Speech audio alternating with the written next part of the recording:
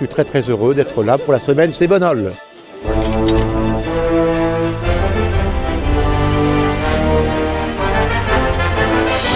Organisée par la ville d'Alès du 28 février au 6 mars, la deuxième édition de la semaine Sévenol a fait un tabac auprès du public.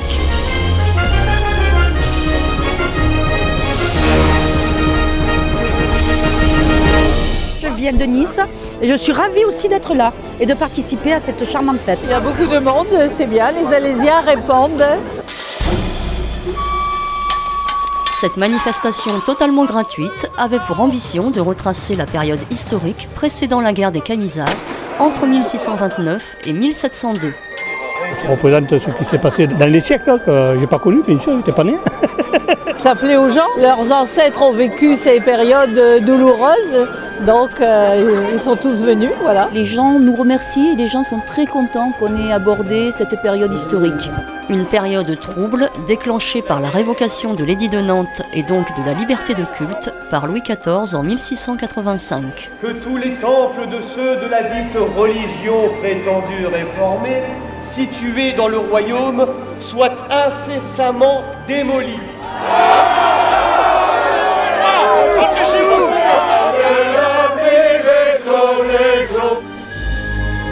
De nombreuses conférences, des danses, des chants traditionnels et même une lecture musicale avec Michel Galabru ont rythmé le début de cette semaine Sévenol. Le roi veut que son armée de mer soit aussi puissante que son armée de terre. Pour qu'il sache les suivre.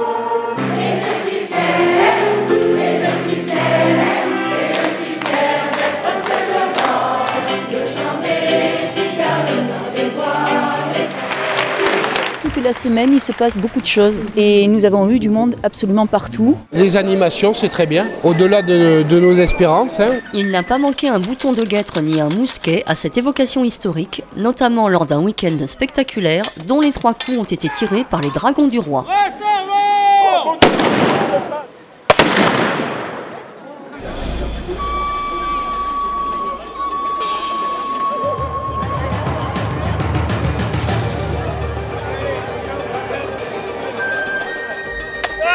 Durant 2 jours, les spectateurs ont pu admirer le campement des dragons, le marché artisanal et les jeux d'époque pour les enfants.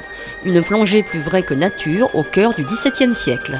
Je suis en train de faire une petite pièce qui a une importance capitale sur ce marché. Je suis en train de tailler la mesure qui va servir aux échanges commerciaux. Je fais le métier de forgeron. Ça consiste à transformer en fait du fer pour en faire l'objet usuel qu'on pouvait utiliser à l'époque.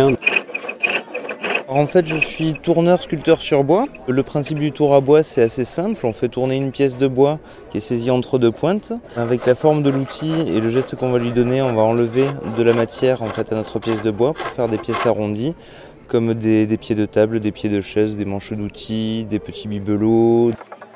Aujourd'hui, vous avez les différentes animations, vous avez les dessins, donc il faut représenter des blasons.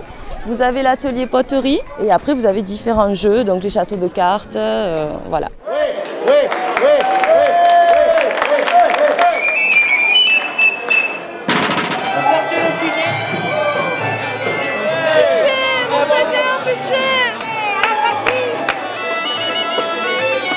Ce que je dois reconnaître, c'est vraiment sympathique et tout. Et puis on participe un petit peu à l'activité de la commune et tout. Point fort de ce mémorable week-end, les défilés costumés et les 2 spectacles de reconstitution historique.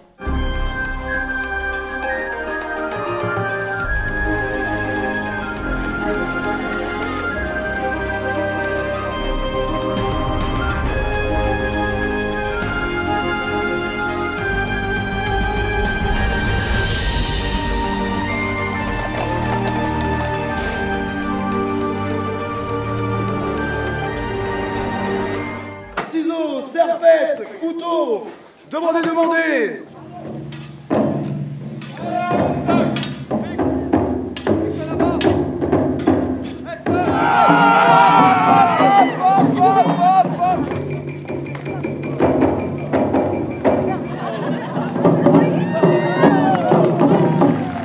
Il y a eu beaucoup de monde, que ce soit pour nous accompagner lors des défilés, Ensuite, beaucoup de monde au spectacle, puisque nous avons fait comble, hein. Plus de 2000 personnes hier, aujourd'hui pareil.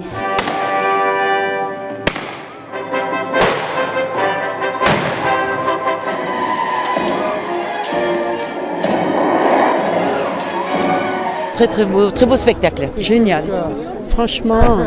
Eh ben, magnifique. Les nouvelles générations ne connaissent pas cette histoire. Moi, j'en connais un peu, mais c'est bien pour les jeunes.